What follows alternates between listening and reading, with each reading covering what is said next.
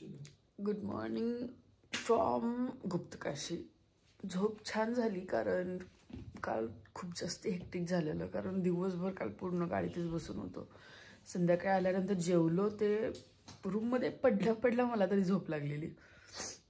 झोप छान झाल्यामुळे आता सकाळी फ्रेश वाटते. आता मस्तपैकी गरम गरम पाण्याने आंघोळ करणार आणि इकडून गुप्तकाशीवरून आम्ही सोनप्रयागपर्यंत जाऊ गाडीने आणि मग तिकडनं पुढे जे काय असेल ते आमचा ट्रेक चालू होईल. पुढची अपडेट देतच राहील.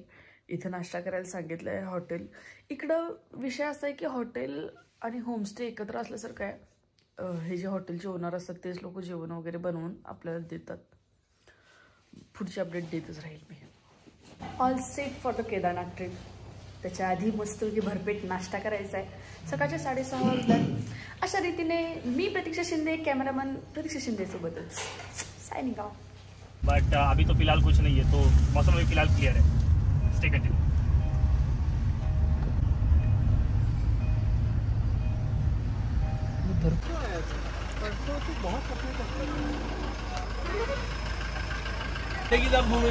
आपलं सगळं सामान घेऊन आपण चाललेलो आहोत मस्तपैकी चालत आता, कारण सोनप्रयागच्या अलीकडेच 2 किलोमीटर रस्ता खूप जास्ती जाम झालाय. कारण आज खूप छान वातावरण झाले, त्यामुळं सगळ्यांनाच आज घ्यायचं आहे आमच्यासारखंच बाहेर फिरायला, आणि त्यामुळं रस्ता बंद आहे आणि चालत चालू आहे आता.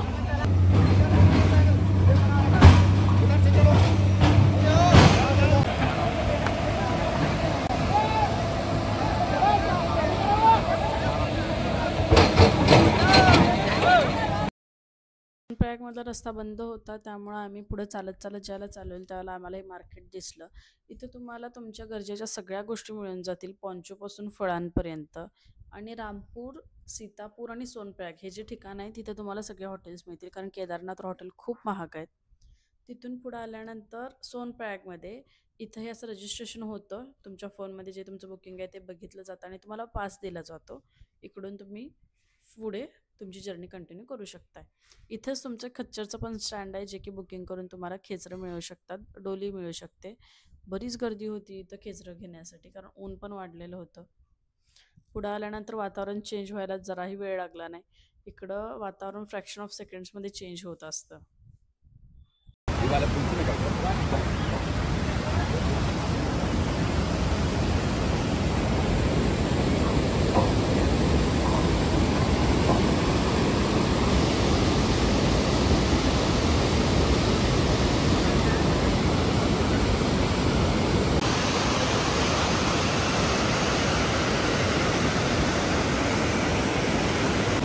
बॅटरी आत्ताच ड्रेन झाल्या.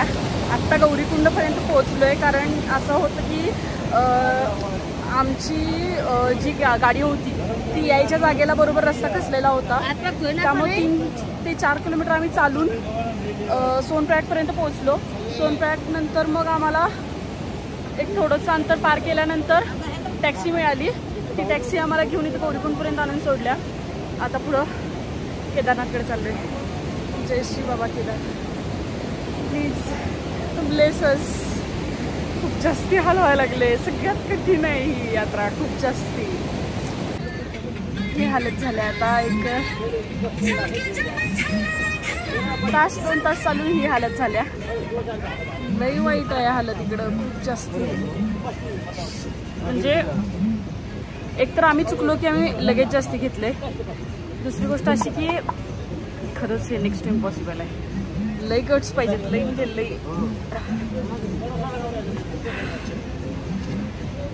ते घोडे हे ते सगळं विचारत असतात, पण करायचंय तर करायचंय.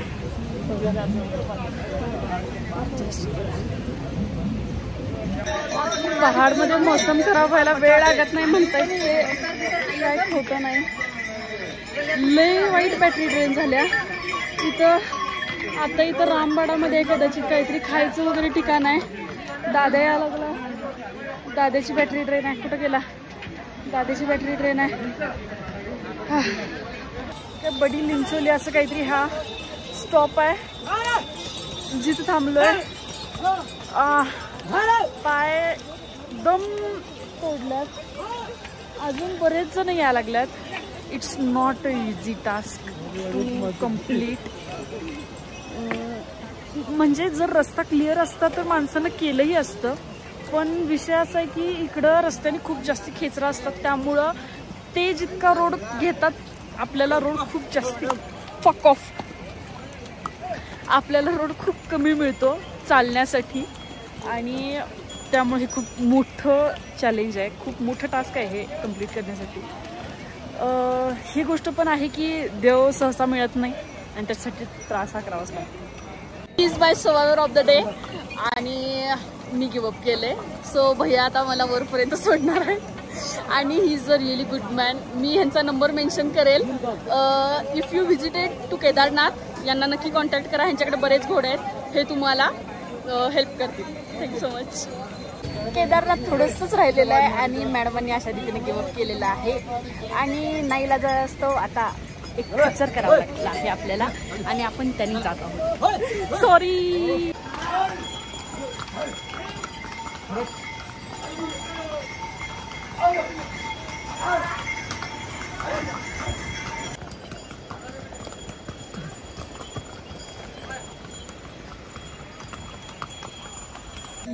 हे ते भैया आहेत ज्यांनी मला इथंपर्यंत सोडलं. ह्यांचं हे घोड्याचं स्टँड आहे आणि इकडून अजून 1.5 किलोमीटरचं अंतर आहे की जे पुढंपर्यंत असेल. यांनी मला खूप जास्ती हेल्प केली. मला खरंच यांना थँक्यू म्हणायचं होतं, पण मी हा व्हिडिओ करायला लागले. भैयाला ऍक्च्युली मराठी कळत असेल नसेल मला नाही माहिती, पण थँक्यू सो मच भैया. Welcome ma'am. हा, हे असे खच्चर आहेत. यांचं सीझननुसार असतात रेट्स. आता 1200-1500 मध्ये पण होत आहेत, पण सीझननुसार जर खाली तिकीट काढलं तर 3000, 3500, 4000 यांचं सीझननुसार असतं सगळं. आणि इकडून अजून जवळजवळ 1.5 ते 2 किलोमीटर चालत जायचं आहे. Let's hope for the best. जे विचार करतात की नाही की सोपं आहे केदारनाथ ट्रेक किंवा नाही देवाला जायचं त्यांसाठी एक मेसेज सांग फक्त की खुळ्यासारखं. There are two types of people who does not want to give up, and there is the one people who just say they just want a blessing of the God. Of course, fast full है, थोड़ा सा मैं pause ले रहा हूँ, but the point is कि we have faith, we have guts. 12,000 feet वर 12,000 feet वर जर येऊन तुम्हाला दर्शन घ्यायचं असेल, खरं सांगतो देव आहे. गंगोत्री यमुनोत्री बंद झाल्यानंतर सुद्धा जर आम्ही इथंपर्यंत यायचा विचार करू शकत असेल तर नक्कीच सगळेजण करू शकतात. माहिती आहे मला की आम्ही एक चुकलं की आमचं हौसेच्या गोष्टी खूप आहेत, कॅमेरा म्हणा किंवा आमच्या बाकीच्या गोष्टी, ते चुकलं म्हणा, पण आम्ही असं पण येऊ शकत नव्हतो कारण माझ्या मेडिसिन्स आहेत. त्यामुळं आम्हाला नाही म्हटलं तरी आम्हाला सामान हे घेऊन यावंच लागणार होतं आणि बाबा का बुलावा आहे, यायचं तर होतंच. जय श्री केदार. जय श्री केदार. पासचं काउंटर आहे. तुम्ही जे ऑनलाईन रजिस्ट्रेशन केलेलं असतं ते तुम्ही इथे येऊन दाखवायचं आणि ते तुम्हाला फिजिकल एक पास देतात. त्यानंतर थोडासा हा एक ब्रिज सारखा आहे. तिथून पुढं गेल्यानंतर तुम्हाला हेलिपॅड दिसेल, जे की डायरेक्ट केदारनाथची किंवा चारधामची पण यात्रा हेलिपॅडनी हेलिकॉप्टरनी होऊ शकते. पण ज्यावेळेला आम्ही गेलेलो त्यावेळेला पावसाचं वातावरण खूप होतं, त्यामुळे ते एक 2 ते 2.5 महिने बंद होतं. जूनपासून काहीतरी सप्टेंबरपर्यंत बंद होतं. ज्या दिवशी आम्ही खाली उतरलो त्या दिवशीच ते पहिल्यांदा हेलिकॉप्टर तिथं आलेलं होतं 2-2.5 महिन्यानंतर. त्यामुळं जर तुम्हाला शक्य नसेल तर डायरेक्ट वरपर्यंत हेलिकॉप्टरनी जर्नी होऊ शकते. हरे कृष्ण. आलेलो आहोत फायनली. आता शेवटचा पडाव.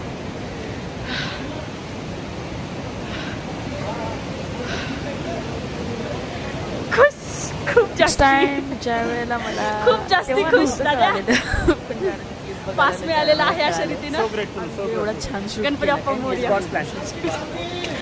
छान वाटते इकडे आल्यानंतर आणि ग्रेटफुल फील करते की फक्त 150 किलोमीटरवर माझं हॉटेल आहे, केदार बाबांचं दर्शन होतंय, मी वॉकिंग डिस्टन्स आहे, मी लगेच जाऊ शकतो. हे सगळं मी ज्या मनातल्या फिलिंग्स होत्या ते बोलत होतो काय. आणि माझ्या दादाने माझा माईक असा काही प्लेस केलेला की त्यातनं माझा शून्य आवाज ऐकायला येत होता. आणि मी तुम्हाला हे सांगायचा प्रयत्न करत होतो की इथं खूप छान आहे. ही जी डिवाइन एनर्जी आहे हे फक्त तुम्ही फीलच करू शकताय, कारण इथं एवढं धुकं होतं की दिसत नव्हतं अजिबात. प्रत्येकजण आपल्या प्रियजनांना व्हिडिओ कॉल करून फोन करून सगळेजण दाखवत होते की इथे किती छान आहे वातावरण, तुम्ही बघा की बाबा तुम्ही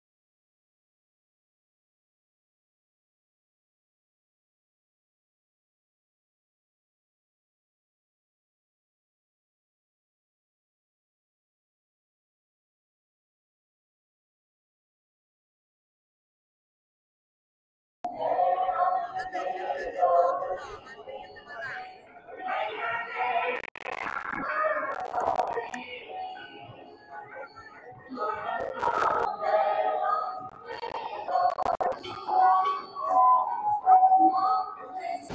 मॉर्निंग एव्हरीवन.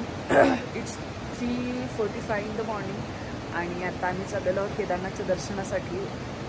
-1 आय गेस का 0 असं काहीतरी टेम्परेचर आहे इकडं आता सध्या. आणि घसा बसला आहे पूर्ण. पाणी गरम येते म्हणत पाणी अजिबात गरम नव्हतं. कशी आंघोळ केल्याने आता दर्शनाला चाललो. बघूया किती वेळ लागतो, काय लागतोय. हर हर महादेव.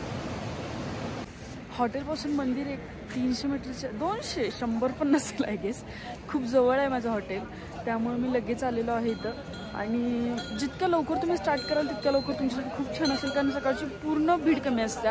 आणि असा विषय आहे की इकडं जे लोक जातील त्यांचं दर्शन लवकर होईल, जे लवकर जर ट्राय केलं तर. त्यामुळं ट्राय करा की सकाळी खूप लवकर याल. अजून मंदिरचे दार पण उघडलेले नाही आहेत आणि आम्ही ट्राय करतोय की आता दर्शन व्हायचं. लवकर उठून आलेल्याचा एक फायदा तरी झाला की आपलं दर्शन लवकर होतं. आणि ॲक्च्युली तीच गोष्ट आहे, जरी तुमची बॉडी पेन करत असेल, काही जरी असेल, तुम्ही तुमचं जे मिशन आहे ते अकम्प्लिश करण्यासाठी थोडंसं तरी एफर्ट्स घेणं गरजेचं आहे. थोडीशी बॉडी स्ट्रेच करा, एकदा दर्शन घेतल्यानंतर पुन्हा एकदा रेस्ट करा अगोदर. पण ज्याच्यासाठी आला आहात ती गोष्ट अगोदर पहिल्यांदा पूर्ण करून हर हर महादेव. विचार कर ना की जर समज आपण दिवसाचं यायचं म्हटलं तर थोड्या वेळाने जर यायचं म्हटलं असतं तर गर्दी केवढी झाली असते. लाईन खूप मोठी झाली असते. शक्यच नव्हतं. त्याला आम्हाला खूप म्हणजे मदुराईसारखं झालं असतं. 500 गर्दीमध्ये थांबायला लागलं. आणि इथं तर असं की 500 सिस्टम इथं अजिबात नाही आहे. आधीपासूनच नाही गेलं 500 सिस्टम. ते तुम्हाला जमलंच नसतं. ते एक बरं केलं की लोक. हर हर महादेव. इट्स 5:38 AM आणि दर्शन खूप छान झाले. याच्यासाठीच झोप वगैरे काही म्हणायची नसते. 3 वाजले, 2:45 वाजले, काही म्हणायचं नसतंय. उठायचं आणि गप्प गुमान देवाच्या दारात येऊन बसायचं. इथं एवढी थंडी आहे, 0 डिग्री सेल्सिअस आहे. मागं हा पर्वत दिसतोय आणि हे मंदिर खरंच याच्यासाठीच केला होता हा अट्टहास. खूप छान वाटाले, खूप म्हणजे खूप छान दर्शन झाले. हर हर महादेव. आता चाललोय आहे भैरवनाथच्या दर्शनला. इकडून 1.5 ते 2 किलोमीटर पायऱ्या चढायच्या आहेत. मग भैरवनाथ बाबाजवळ मंदिर आहे. मागं पहाड दिसतोय आणि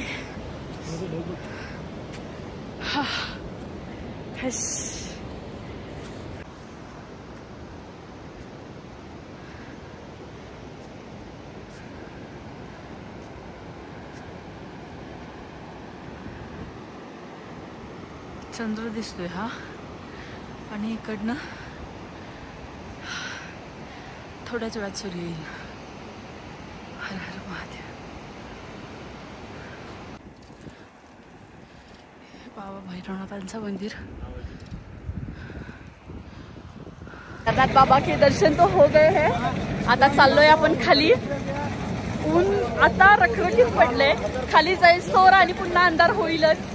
वारं पण आहे 7:07 मध्ये आणि खूप छान दर्शन झाले. आता बद्रीनाथला जायचं आहे. हा कुंकू साक्ष आहे की माझं दर्शन खूप छान झालंय. जय श्री महाकाल. हबीबी केदारनाथ आती, हम तुमको सब कुछ घुमाती. तुम आती नहीं, तुम भी नहीं आती, हम अकेले जाती. अशा रीतीने केदारनाथची जर्नी कंप्लीट झालेली आहे. आता गौरीकुंडच्या घोडा पॉईंटवर आहे आणि दर्शन झालेलं आहे. येताना आम्ही खच्चर केलेलं होतं सगळ्यांनीच. आणि आता इकडून गौरीकुंडच्या त्या सोनप्रयागपर्यंत गौरीकुंडपर्यंत आम्हाला आय गेस चालत जावं लागेल स्टँडपर्यंत. आणि तिथून टॅक्सी मिळाली तर टॅक्सी ती आम्हाला सोनप्रयागला सोडेल. पण तिथला रस्ता कचला आहे, त्यामुळे आम्हाला पुढं थोडंसं आणि चालत जावं लागेल. मग आमची गाडी आम्हाला मिळणार. So stay tune guys. ही आहे माझी लाईफ. आता इथंपर्यंत केदारनाथचं ट्रेक कंप्लीट करून आल्यानंतर गौरीकुंडपासून एक टॅक्सी केलेली जी की म्हटलं सोनप्रयागपर्यंत जायचं आणि तिकडून पुढे चालायला लागणार सुद्धा. आम्हाला माहिती कारण रस्ता खचलाय. मग विचार केला चला इकडून तरी बसून जाऊया.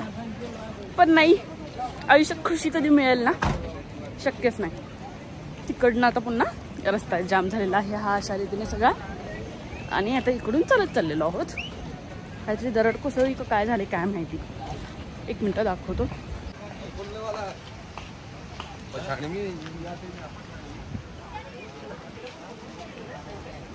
अशा रीतीने हा रस्ता खचलेला आहे.